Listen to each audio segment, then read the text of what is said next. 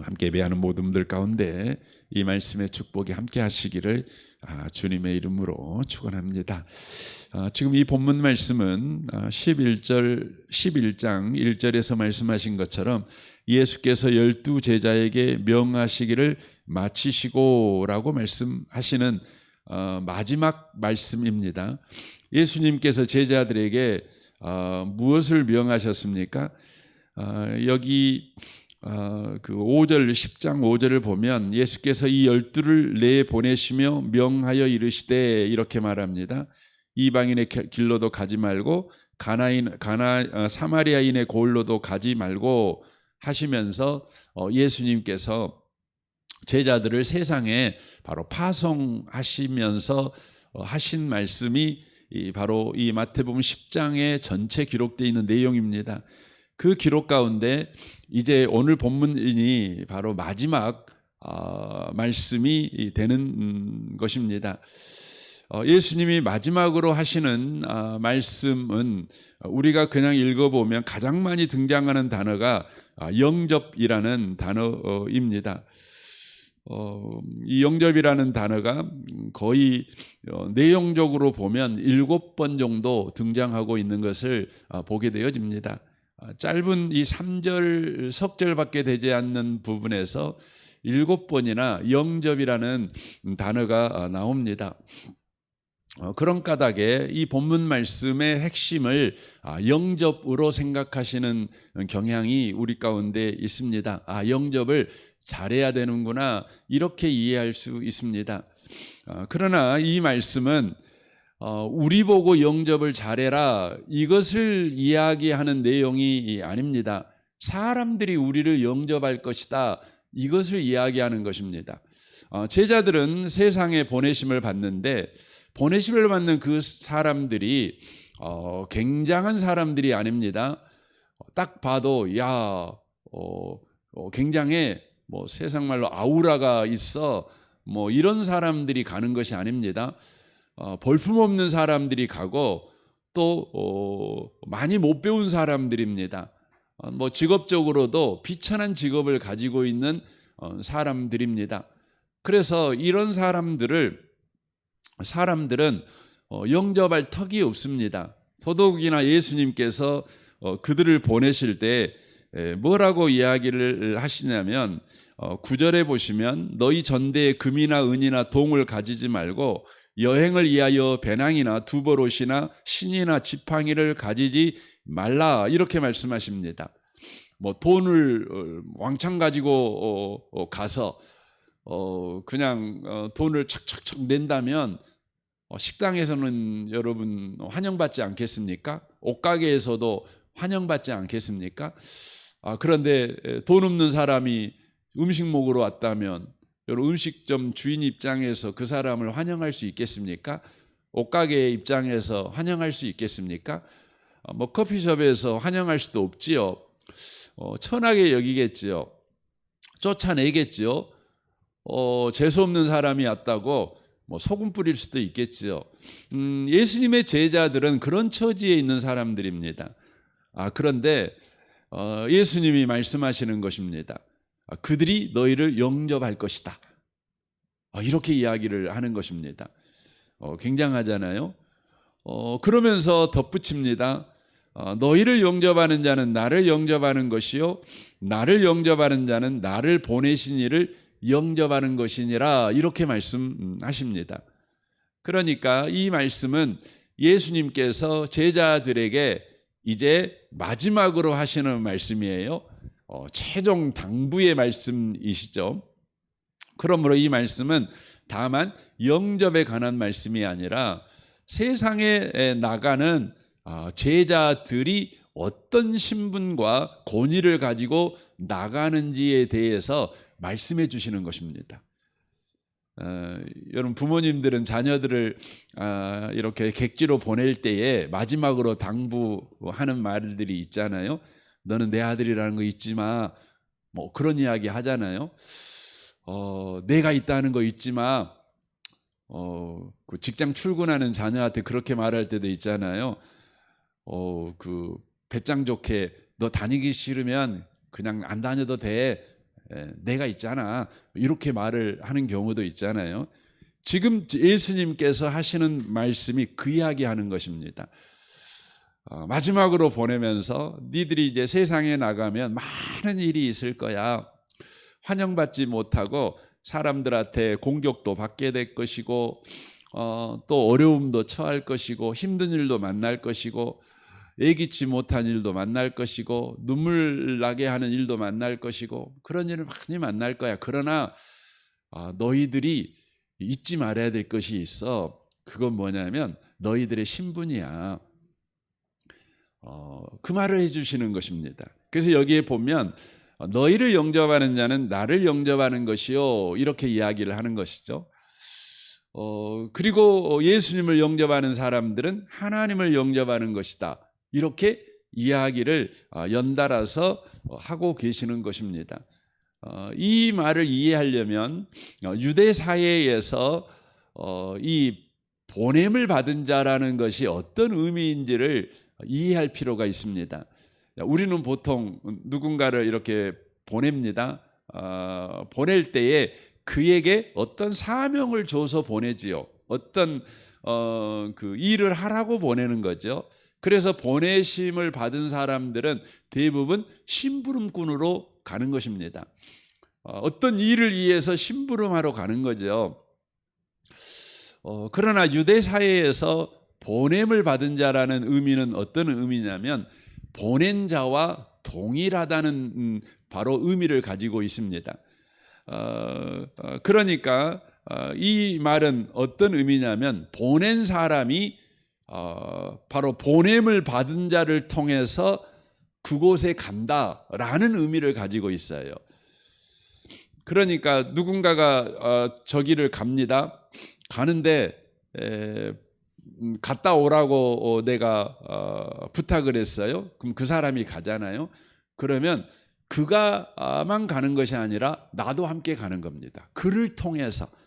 이게 바로 유대 사회에서 보냄받은 자라는 바로 의미라고 하는 것이죠. 그래서 지금 예수님께서 여기 제자들에게 하는 말은 무슨 말이냐면 너희들이 이제 세상에 갈 거야. 그런데 혼자 가는 것이 아니라 너희들을 통해 나도 함께 간다. 너희들은 내가 함께 하고 있는 신분이야. 떠나지 않고 버리지 않고 네가 높은 산에 가든지 깊은 골짜기에 가든지 밤 가운데 있든지 낮 가운데 있든지 네가 허름한 집의 처마 밑에 있든지 아니면 잘 사는 집에 침대 위에 누워 있든지 네가 어떤 경우 어떤 환경 어떤 조건에 있든지 너는 내가 함께하는 자야. 이야기를 하는 것입니다. 이 아침에 오신 복 있는 성도 여러분, 저와 여러분의 신분이 그런 신분이라는 것을 꼭 놓치지 마셨으면 좋겠습니다. 오늘 여러분이 하루를 살아갈 때에 갈 데도 많고 할 일도 많고 만나는 사람도 많겠지요. 그러나 우리가 놓치지 말아야 되는 건 우리의 신분과 지위를 놓치지 마셔야 합니다. 우리는 바로 주님이 함께하는 사람들입니다. 왜입니까? 우리는 생각할 때 내가 가고 싶은 곳에 내가 갔고 내가 있고 싶은 곳에서 내가 있다 이렇게 생각을 해요. 그러나 여러분이 예수를 믿고 난 이후에 여러분의 인생은 주님이 허락하심으로 그곳에 간 것입니다. 그러니까 주님이 보내신 자리에 여러분이 가 있는 것입니다. 여러분이 이제 결혼해서 어떤 분의 배우자가 돼 있지 않겠습니까? 가정을 이루었잖아요. 그 사건은 어떤 사건이냐면 주님께서 그 사람에게 나를 보낸 것입니다. 그래서 그 사람과 우리는 부부의 연을 맺고 한 가정을 바로 이루게 된 것이죠. 성경에 그렇게 말씀하잖아요. 하나님이 짝지어 주신 것을 사람이 감히 나누지 못할지니라 이렇게 말씀하잖아요. 그러니까 부부가 만났어요. 만날 수 없는데 어느 날 만난 거예요. 저는 한평이 고향입니다. 근데 저희 집사람은 강주가 고향이잖아요. 조선시대 때라면 어떻게 만날 수가 있겠습니까? 너무 멀잖아요. 그런데요, 만났어요. 그래가지고 이제 부부가 된 거죠. 참 신비한 일 아닙니까? 생각해 보면 참 신비한 일입니다. 거기에 뭐가 있었다는 거죠? 하나님의 개입이 있었다는 겁니다. 하나님의 보내심이 있었다는 겁니다. 그러니까 만난 것이죠. 그래서 내가 서 있는 곳은 어떤 곳이냐? 내가 하나님에 의해서 보내심을 받아 서 있는 곳이므로 우리가 놓치지 말아야 되는 것은 우리의 신분과 지위를 놓치지 마셔야 됩니다. 나는 주님이 함께하는 사람이다. 주님이 나를 통해서 지금 이곳에서 주의 일을 하고 계셔. 주님이 지금 나를 쓰시고 계셔. 바로 이 신분과 이 권위를 저와 여러분이 놓치시면 안 된다는 것입니다. 이것을 성경에서는 이렇게 표현을 합니다. 어떻게 표현하냐면 교회 이렇게 표현을 합니다. 그러니까 나를 통해서 주님이 나와 함께 계시고 주님이 일하신다. 이것을 성경에서는 한 단어로 표현하는데 그 표현이 뭐냐면 교회라는 거예요. 교회. 여러분 교회 그럼 건물을 생각하잖아요. 그래서 주일날 예배드리러 갈 때 나 교회 간다 이렇게 말을 하잖아요. 그건 정확하게 표현하면 예배당, 교회당에 간다 이렇게 해야 맞습니다. 교회는 성경에서 보면 인격체예요. 유기체예요. 생명체입니다. 더 정확하게 말하면 예수님이 머리가 되고 그의 몸이 된 공동체, 그의 몸이 된 또 각 개인, 이것을 교회라고 이야기를 합니다. 그래서 여러분 교회라는 이 표현이요 정말 신비로운 표현입니다. 하나님은 저와 여러분을 부를 때 교회야 이렇게 부르는 거예요.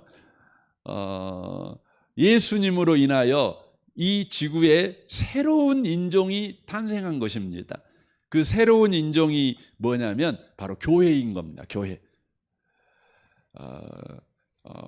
세상에는 흑인이 있고 황인이 있고 백인이 있었는데 예수님으로 인하여서 새로운 인종이 태어났어요.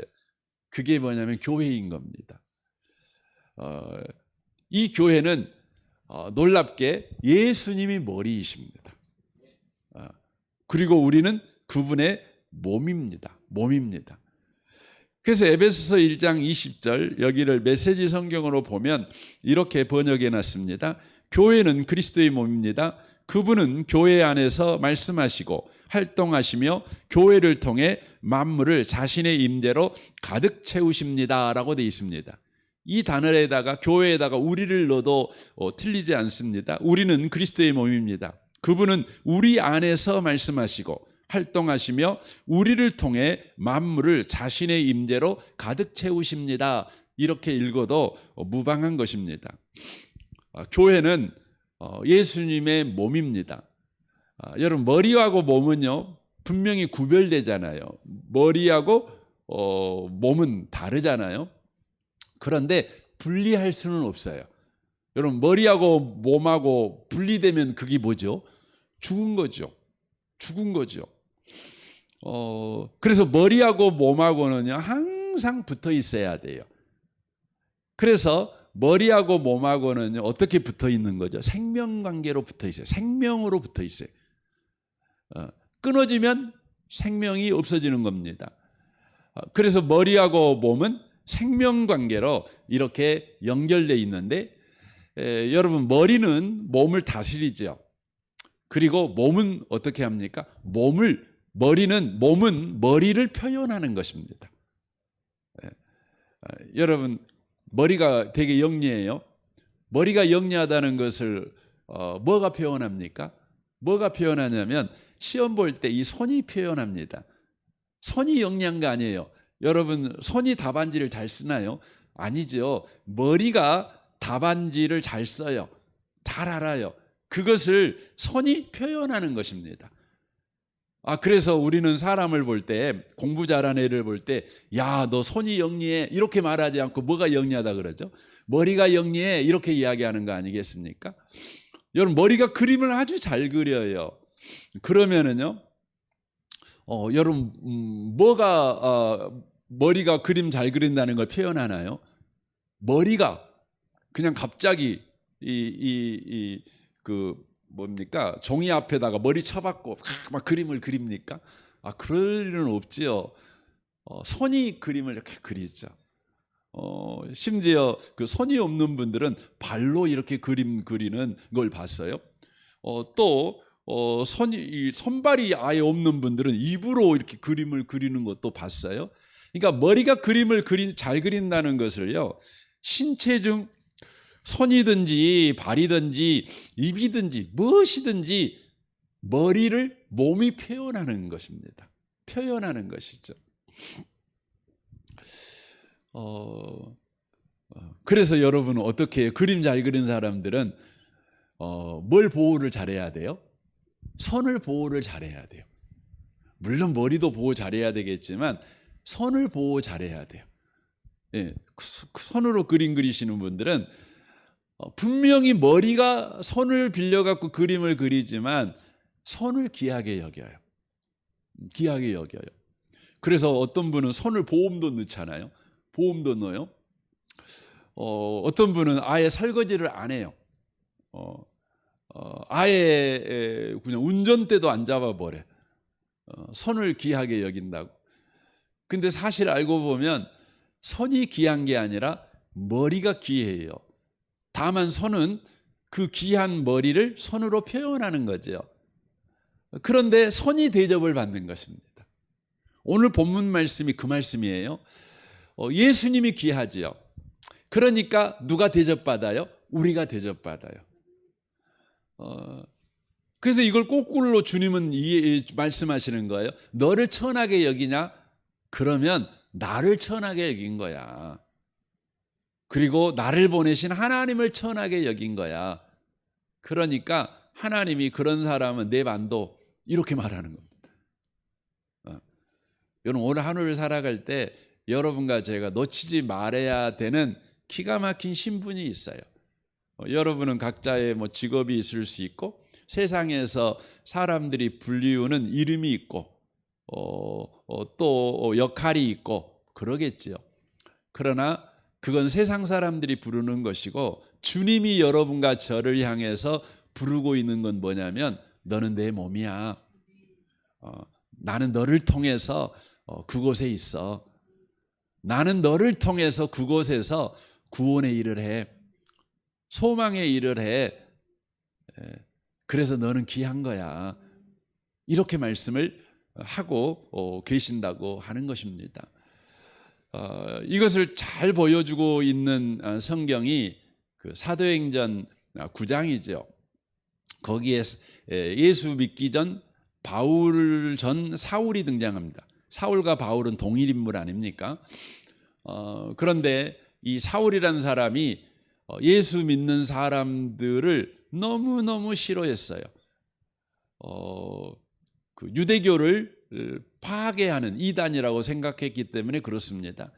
그래서 대제사장에게 예수 믿는 사람들을 잡아 감옥에 가둘 수 있는 권리를 얻어가지고 부하를 데리고 다메섹, 지금의 시리아의 다마쿠스로 이렇게 가는 겁니다.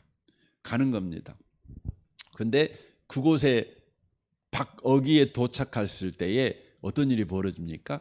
부활하신 예수님께서 그들에게 나타나시는 것이죠. 그리고 그곳에서 강한 빛으로 임하신 예수님 때문에 베드로가 말에서 떨어지는 거 아닙니까? 물어보죠. 누구십니까? 주여 누구십니까? 물어보죠. 그때 예수님이 뭐라고 이야기를 합니까?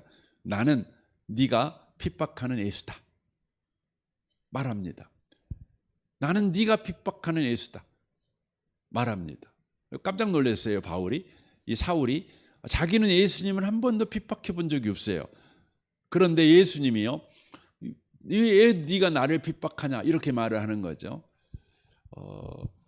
이게 무슨 의미입니까? 사울이 핍박했던 사람은요, 예수님이 아니라 예수님의 사람들, 예수 믿는 사람들이었어요.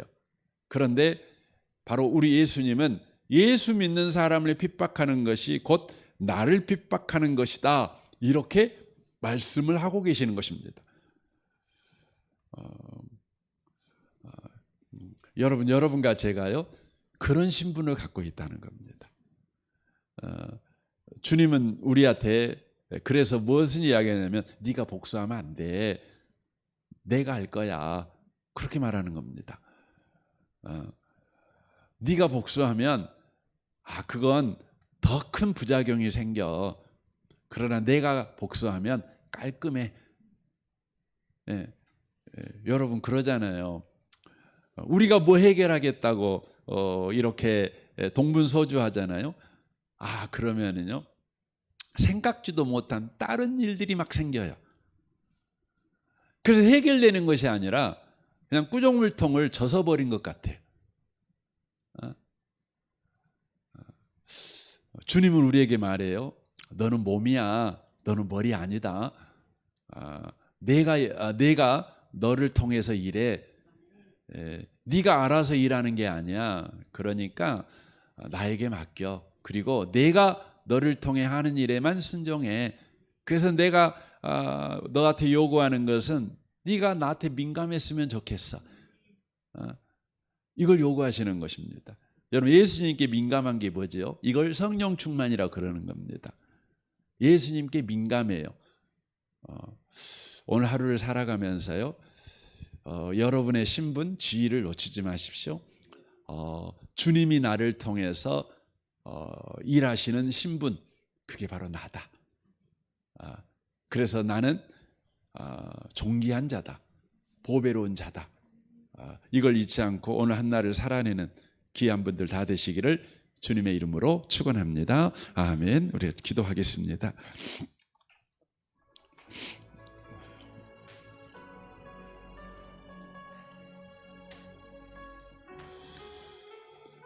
주님 오늘 또 우리에게